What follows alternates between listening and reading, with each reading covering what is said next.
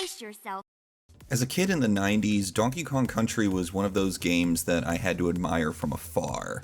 Yeah, I was a Sega kid, and as I was experiencing the adrenaline rush of the Sonic the Hedgehog series, Donkey Kong Country always caught my eye in between sessions.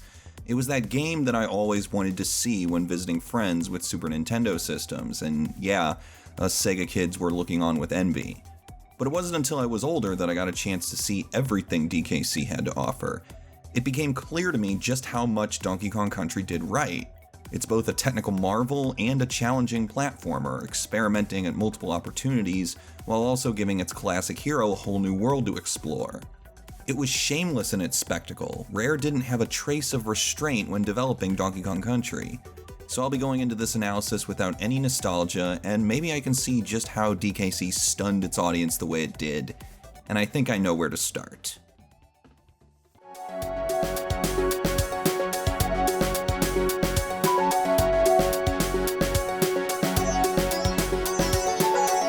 Without question, Donkey Kong Country's graphics are its most unique feature. The use of pre-rendered 3D models was an ambitious direction, one that to this day impresses on a technical and stylistic level. Donkey Kong and Diddy have a texture to them. The rough, segmented shading gives off a cartoonish vibe, like the characters are plastic dolls. When combined with the layered and intricate backgrounds, it's a fantastic aesthetic that gives the game a childish wonder, immediately distinguishing it from its peers and rivals. But I'm gonna have to play devil's advocate here, because I believe that Donkey Kong Country suffers from its own presentation just as much as it benefits. While the art direction with the 3D models catches the eye, we can't forget that the 3D models are, yes, pre-rendered. The models are set atop the level, which develops separation between the characters and the stage itself. Take for example when DK or Diddy move up a steep slope in Ice Age Alley. The character's walking animation doesn't change regardless of the incline of terrain they're traversing, forming a visual disconnect between the avatar and the level. Compare this to Sonic the Hedgehog, whose sprite tilts to another direction when climbing up steep terrain. It's moments like this where Donkey Kong Country's striking art direction actually turns out to be smoke and mirrors. The characters aren't interacting with the world directly, it's an illusion. The level Ice Age Alley is also a good example of the game's problem with overly detailed environments. The snow atop the platforms is richly modeled, deep with shading and saturation. While this is impressive at first, it quickly becomes detrimental when you're actually using them as platforms. There's no real visual distinction to tell you where a platform is thanks to the shaded edges, and in a level as perilous as Ice Age Alley with its weather effects and slippery ice physics, knowing exactly where a platform's hitbox begins and ends becomes more difficult than it should be. Even in less chaotic stages, the modeling of the platforms ends up feeling lavishly stylized, but ultimately impractical. The hitboxes are never totally clear. That brings us to what is easily Donkey Kong Country's Achilles heel in the realm of presentation damaging gameplay: hitboxes. DK and Diddy are modeled with enormous detail, especially for the Super Nintendo. DK's run is horizontally spacious, moving with a kind of lanky gallop that takes up more side-to-side length when running. DK's jump, on the other hand, is the opposite. He raises his arms high above his head when jumping, significantly increasing his visual vertical space. Both of these animations extend the character's perceptive size across one axis, and when compared to DK's idle proportions, this is a drastic change. The player is optically tricked into thinking the hitboxes are completely different. The moments where this would be an enormous problem are levels that have a significant amount of vertical scaling, which, fortunately, Donkey Kong Country doesn't have many like that. The focus on horizontal traversal makes this problem less of an issue, but I'd be disingenuous not to mention the model's inconsistency due to their limitations. The interesting thing is that the model proportion issue doesn't really exist for Diddy. Diddy's idle, running, and jumping animations share very similar proportions, so the player doesn't need to constantly readjust their visual perception when using Diddy in any of the challenges. He stays in a similar shape throughout any of his actions. This is why it was such a good move to make Diddy and Dixie the stars of Donkey Kong Country 2. Not only do both characters have similar model proportions, even when Dixie uses her horizontal ponytail twirl, but the game also has focus on more vertical level design, something that Donkey Kong's animations didn't accommodate for. So I've kind of dropped a big load in this video so far, mercilessly condemning these design directions.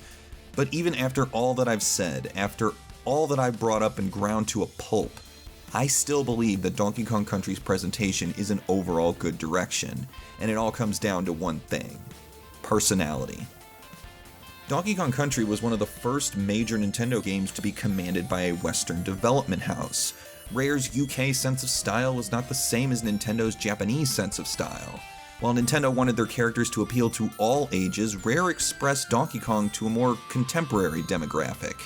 He had a boombox and a snazzy red necktie. He expressed his despair in losing his banana horde with sighs of disappointment. He gave thumbs up and victory chants when completing a special stage. All in all, DK had personality in Donkey Kong Country, a stark comparison to his past counterpart who simply grunted and grinned. Rare wanted us to dig DK's style from square one, and the second he dropped his stereo on Cranky Kong's stage, we knew he was different. Donkey Kong's personality was just as prominent in the world he explored. It wasn't about climbing girders, it was about traveling across mysterious landmarks to nab the golden bananas. It was about going from jungles to mountains to oceans to temples and beyond. Rare's goal was not to just develop challenges, but to give Donkey Kong's home atmosphere. The diversity across the levels illustrated depth, where a single island has multiple ecosystems where different animals lived. This level of variety gave Rare plenty of opportunities to mix things up when it came to level design, something that the older Donkey Kong games were not able to do, whether by technical limitations or just a different creative vision. And to complement such a cool Kong, Rare needed a villain who's out to get DK's most prized possession, one with endless minions to dispatch. The Kremlings are an interesting bunch. They're scaly, slimy crocodiles who invade DK Isle, deciding to claim it for themselves. But I noticed in my playthrough just how little the Kremlings do.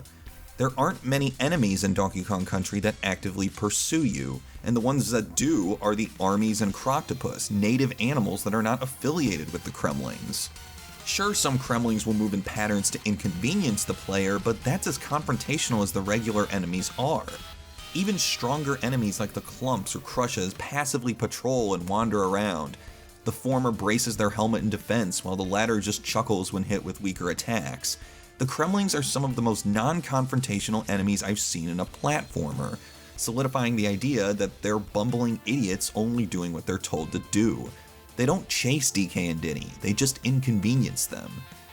And that brings me to one of the biggest sources of personality DKC has, its main antagonist, King K. Rool. It's a real shame just how little we see of this guy, because he has so much style as a villain. Though you only see K. Rool at the final boss stage, it's a battle rich with character. I love how he's so invested in the king angle that his main attack is throwing his crown. I love how after he throws the crown, he turns his head to the camera with a face that screams, "Oh man, just watch this," while ironically turning his attention away from DK and Diddy so the player can attack him directly as them. And that cry of pain? It's so exaggerated and guttural that I can't help but laugh. It's probably my favorite sound effect in gaming history solely on its level of melodrama. And of course there's the infamous fake credits, which give off the illusion that King K. Rool intentionally staged the fight from beyond the fourth wall. He's a king, but he's also an outright clown. It bums me out that King K. Rool's idiocy was altered in Donkey Kong 64, where he acts more like a Dr. Claw mastermind than a goofy, incompetent tyrant. In fact, I think the Donkey Kong Country cartoon show did a better job of nailing K. Rool's character, a leader whose henchmen are the only ones stupider than him. And once again, it's a shame that we only see King K. Rool at the tail end of the journey, because the game really deserves more of this silly goofball.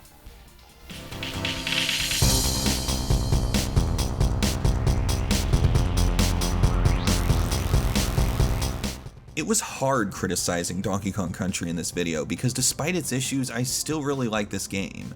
But Donkey Kong Country's focus on presentation ends up being a double-edged sword. It tipped the scales of balancing spectacle with functionality, and while I think its problems shouldn't be overlooked, I still have a soft spot for this game.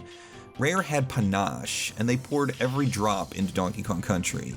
DK's rebirth was a benchmark for Nintendo's 16-bit system, and to this day, I can't help but smile when playing it.